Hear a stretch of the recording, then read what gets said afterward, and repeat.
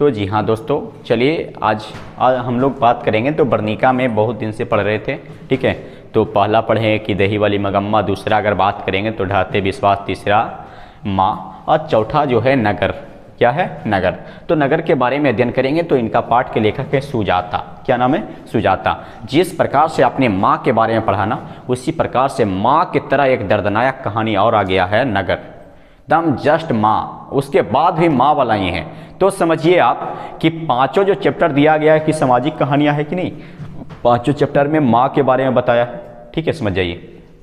ये चौथा चैप्टर है जो नगर, यानी कि कितनी माँ को मूल्यवान कहा गया, जो समझिए। नगर जो चैप्टर है, ठीक है, इस पाठ के लेखक हैं सुजाता। कौन है?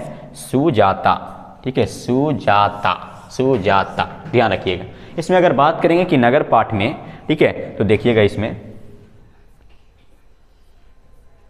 तो एक बात करेंगे। तो देखिए नगर की बात है, ध्यान दीजिए इसमें कि एक है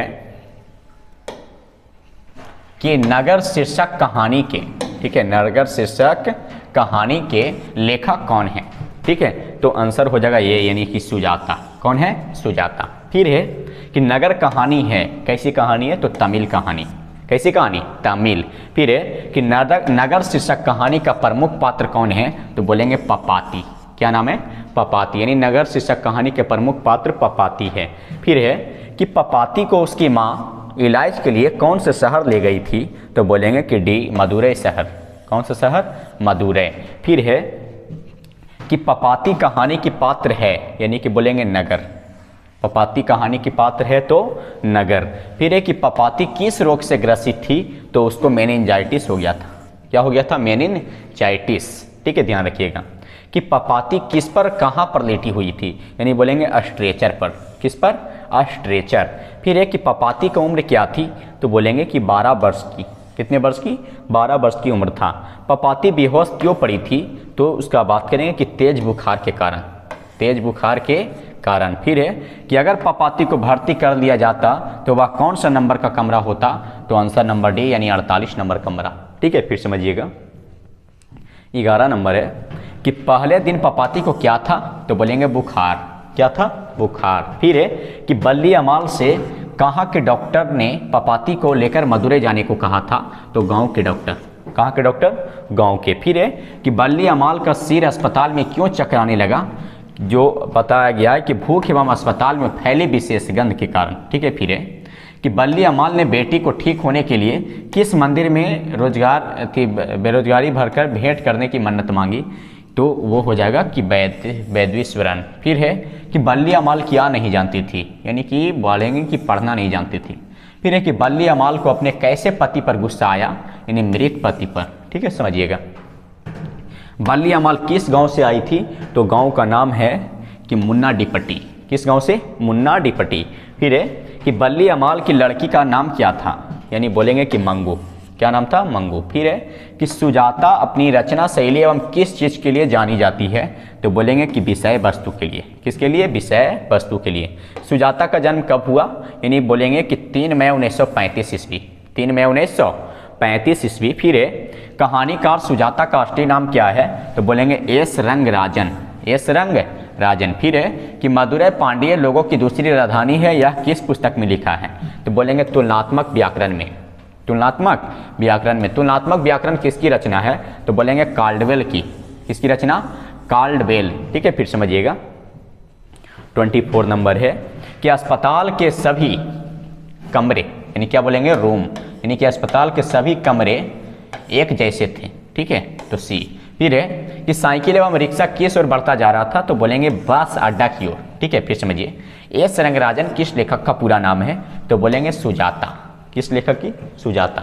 तो इसको सब्जेक्टिव देखेंगे, उसके बाद आपको कहानी बताते हैं एक लाइन में, फिर याद हो जाएगा। समझिएगा कि पपाती की बात करेंगे तो पपाती कौन थी, ठीक है। जो समझिए कि पपाती कौन थी और वह शहर क्यों लाई गई थी? यानी बात करें कि पपाती बल्ली अमाल की, किसकी? बल्ली अमाल की बेटी थी, ठीक है। पपाती किसकी बेटी थी? बल्ली अमाल की। वह शहर इलाज के लिए लाई गई थी। पपाती को भयंकर रोग हो गया था, इसीलिए प्राइमरी स्कूल के डॉक्टर ने बोला शहर के बड़े डॉक्टर में ले जाकर पपाती को दिखाओ। पपाती को दिखाओ। फिर समझिएगा दूसरा नंबर कि पपाती अस्पताल में भर्ती क्यों नहीं हो सकी?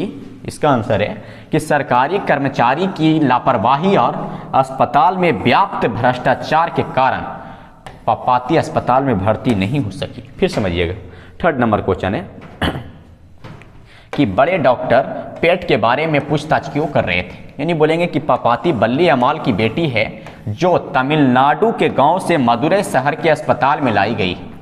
तमिलनाडु के गांव से मदुरै शहर में लाई गई है। पपाती बहुत भयंकर रोग मेनिंजाइटिस से पीड़ित है। माँ बहुत ही सीधी साधी गांव की एक महिला है जो बड़े डॉक्टर अपने छात्रों के साथ बल्ली अमाल से बेटी की बीमारियों में पूछताछ कर रहे थे ताकि अपने छात्रों को बीमारी के बारे में पढ़ सके। समझिएगा। फिर है कि बड़े डॉक्टर अपने अधीनस्थ डॉक्टर से पेट को अस्पताल में भर्ती कर लेने के लिए क्यों कहा? समझिए। तो बढ़ेंगे कि बड़े डॉक्टर जानते थे कि पेट का इलाज जल्द से जल्द नहीं किया गया तो उसका भी मौत हो सकती है, इसीलिए उन्होंने ऐसे कहा। फिर समझिएगा कि बड़े डॉक्टर के आदेश के बावजूद पेट अस्पताल में क्यों नहीं भर्ती हो पाई? समझ जाइएगा। यानी बोलेंगे कि अस्पताल के कर्मचारियों की लापरवाही के कारण पपाती अस्पताल में भर्ती नहीं हो पाई। यानी कि जो बड़ा डॉक्टर के जो लापरवाही था जिसके कारण वो भर्ती नहीं हो पाया। फिर बोलेंगे कि पपाती कितने वर्ष की थी और उसे क्या हुआ था? तो समझिए कि पपाती 12 वर्ष की थी और उसे पहले दिन बुखार हुआ था। क्या हुआ था? बुखार। फिर है कि बल्ली अमाल के मन में अपनी बेटी के पास लौट जाने की तीव्र इच्छा क्यों जागी? समझ जाइए कि बल्ली अमाल अपनी बीमार पुत्री को अस्पताल में अकेली छोड़ आई थी। अब ना जाने वह किस दिशा में होगी, यही सोचकर वापस लौट आने की तीव्र इच्छा जाहिर की। फिर समझिएगा जो बताया गया है कि बल्ली अमाल का चरित्र चित्रण करें। बल्ली अमाल का चरित्र चित्रण करें तो बोलेंगे कि बल्ली अमाल, ठीक है, बल्ली अमाल, सुनिए, बल्ली अमाल तमिलनाडु के मदुरै नगर के निकटवर्ती गांव की समान, ठीक है, समान भारतीय नारी है। बल्ली अमाल विधवा और अनपढ़ है। उसे अपने शहर के बारे में कुछ भी जानकारी नहीं है और बल्ली अमाल पपाती की माँ है। बल्ली अमाल अपनी पुत्री पपाती से बहुत प्यार करती है। जब पपाती का तबीयत खराब होता है तो प्राइमरी सेंटर के डॉक्टर के कहने पर अगली सुबह मदुरै शहर के बड़े डॉक्टर में जाती है, ठीक है, बड़े डॉक्टर के पास। और वहाँ के डॉक्टरों का हाव भाव अच्छा नहीं था। पपाती को भर्ती करने के लिए लोगों के अनुसार इधर उधर दौड़ती भागती रही।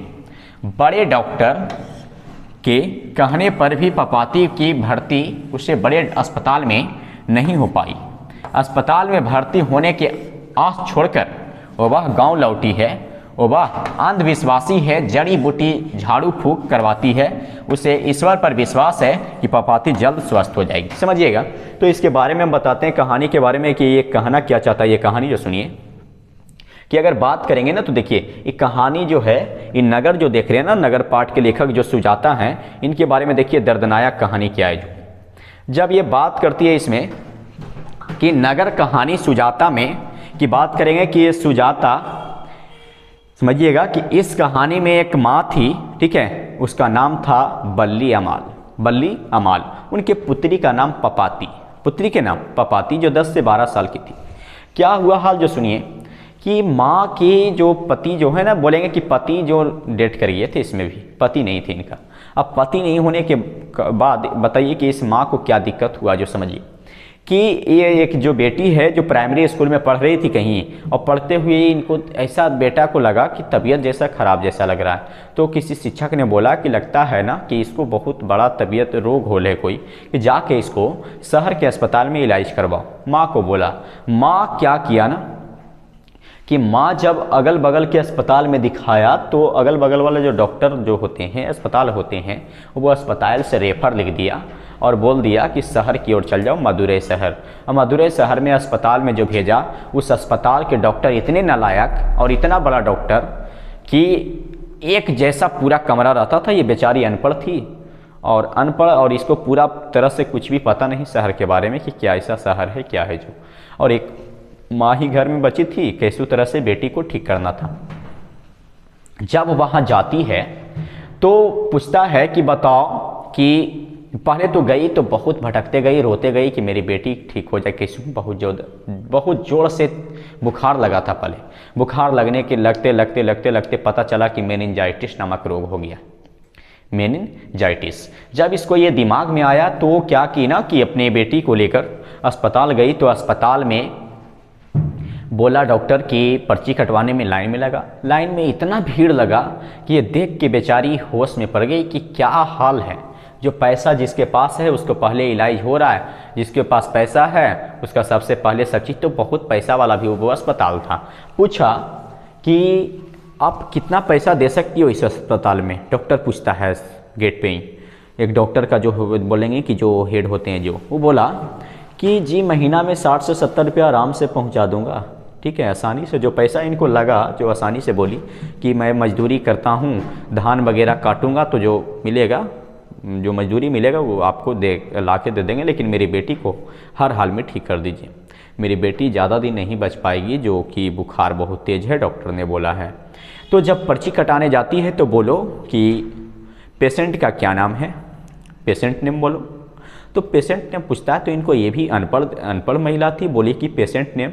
तो जी पेशेंट नहीं है, ठीक है, पेशेंट मार गई है, ठीक है। अब बोला कि पेशेंट मार गई है तो इलाज करावेला केरल आया है रे, ठीक है। तब पेशेंट के मतलब लगा कि पी से पेशेंट, पी से पाती, समझिए। इनको लगा कि पाती दिया पूछ रहा है, क्योंकि इंग्लिश यानी अनपढ़ महिला थी। तो बोले कि पेशेंट के नाम, तो बोला कि मर गया तो तुम इसीलिए लाइए थे कि नहीं नहीं नहीं, बल्ली अमाल सर, बल्ली अमाल। यानी कि इनको लगा कि पेशेंट की बात कर रही है ना, तो अब लगा कि कौन साथ में लाया है, तो बोल दी अपने नम्मा माँ कि बल्ली अमाल। डॉक्टर गोसिया किया, फिर बोलती है कि रोगी के नाम जो बीमार है, तो बताई कि नाम है पपाती, जो बुखार से पीड़ित है, ठीक है। फिर समझिए, फिर बोला कि बताइए वाइफ के नाम, ठीक है। तो फिर बोलता है कि वो मर चुके हैं। तो कह रहे इंग्लिश में नहीं बोलना चाहिए ना, हिंदी में बोलना चाहिए, क्योंकि देखिए अस्पताल में हर एक तरह की महिला आएगी, अनपढ़ आएगी, तो उसके अनुसार सब हमारी मातृभाषा हिंदी है तो उसका यूज करना चाहिए था लोग को। बार बार इस चीज़ को अपनाते हुए बोल रहा है। तो फिर है जो ये लेडीज़ पर बहुत गुस्सा हुआ, सब लोग गुस्सा होने के बाद फिर लाइन में लगी और लिख दिया। फिर गया सीढ़ी पर, तो बोला डॉक्टर लोग समझाया कि यहाँ तुमको इलाज नहीं हो पाएगा। अब क्या हुआ कि बोला ना कि डॉक्टर लोग कहा कि 48 नंबर कमरा में चल जाओ, ठीक है। 48 नंबर कमरा में जाने की बात कहा, तो 48 नंबर कमरा खोजने में इसको इतना परेशानी हुआ, बेचारी को इतना परेशानी हुआ कि सुबह से गई जो शाम हो गया। क्यों? क्योंकि एक जैसा सब लोग रहता था। 48 नंबर जो कमरा होता है शहर में और नहीं बताता है, 48 इसको पहचानने नहीं आता था। प्लस में कि एक जैसा उजला के तो रूम तो सब रहबे करता है, वाइट, और वैसा ही रहता था। और सब लोग बताता था कि चल जाओ 48 नंबर, कोई भी पूछता था कि जाओ रे 48 नंबर, ठीक है। अब बताओ बेचारी खोजते तबाह हो गई, बेटी को एक कंधे पर लिए हुए, और कि भलना ये डेट कर जाए। ज़्यादा तबीयत खराब था, वो चल नहीं पाती थी, तो लेटे हुए है। उसी प्रकार से पूरा मकान में दौड़ रही है, बहुत बड़ा मकान था, उसमें देखते नहीं मिला इसको, तो पस्त हो गई। कोई नहीं बताया, नर्स वगैरह भी नहीं बताता, वो सब आउट सोसाइटी में रहती है। इस चीज़ को देख कर ये बहुत तंग हो चुकी थी, और एक जगह अस्पताल में बेटी को रखती है, और उस जगह से रख के आगे बढ़ती है कि मेरी बेटी कहीं भेंट हो जाए, ठीक है। और रख के देखती है कि हम अपने खुद इतना थक चुकी थी, बेटी को गोद में लेकर इधर उधर दौड़ते हुए। बेटी को एक जगह जो अस्पताल है उसमें रख देती है कोना में, और चल देती है खोजने पहले रूम, ठीक है। और रूम खोजने जाती है तो हो चुका था 5 से 6 बज चुका था। तो उतना बजे अस्पताल का गेट बंद हो जाता है, और बेटी रह गई अंदरे, और अस्पताल का गेट बंद हो गया, ठीक है। फिर समझिए कि अस्पताल का गेट बंद होने के बावजूद डॉक्टर ने इसको रूम मिला, तो रूम में ले गई। तो रूम में ले जाने के बाद डॉक्टर बोला, जो बड़ा डॉक्टर आया था, वो डॉक्टर के नाम था डॉक्टर धनशेखर, ठीक है, डॉक्टर धनशेखर, जो बाहर से पढ़ के आया था मेदांता से, दिल्ली से। अब बहुत अच्छा डॉक्टर बोला कि एडमिट करो इस मरीज को, ठीक है। एडमिट बोला कि सब डॉक्टर को बोला कि अरे देखो ये बहुत नई बीमारी निकला है, मेनिंजाइटिस नामक रोग, जो सब लोग परीक्षण करेंगे, और इस चीज़ को ध्यान दो। जो इस बच्ची को देखिए और बताया डॉक्टर कि ये लास्ट बच सकती है तो 24 घंटा के बाद आपकी बेटी की मृत्यु हो जाएगा, जो कि कल सुबह 7 बजे तुम इस अस्पताल में लेके इसको आ जाना और मैं खुद इसका इलाज करूँगा और गारंटी मैं देता हूँ माँ कि आपका बेटी को मैं ठीक करूँगा। आपका बेटी नहीं, मेरी बेटी है। लेकिन इस डॉक्टर को ये पता नहीं था कि हमारे साथ ऐसा होता है, हमारे अस्पताल में इस प्रकार की होती है दंगे। ये तो डायरेक्ट इलाज करता है ना। आप देखिए कि यहाँ पर ऐसा ऐसा बैठे हुए हैं। क्या हाल हुआ कि जब ये इस प्रकार से इलाज कराने के बाद आगे बढ़ती है तो फिर है जो एक जमा रख के बोला कि ये पर्ची पर मुहर लगवा लेना।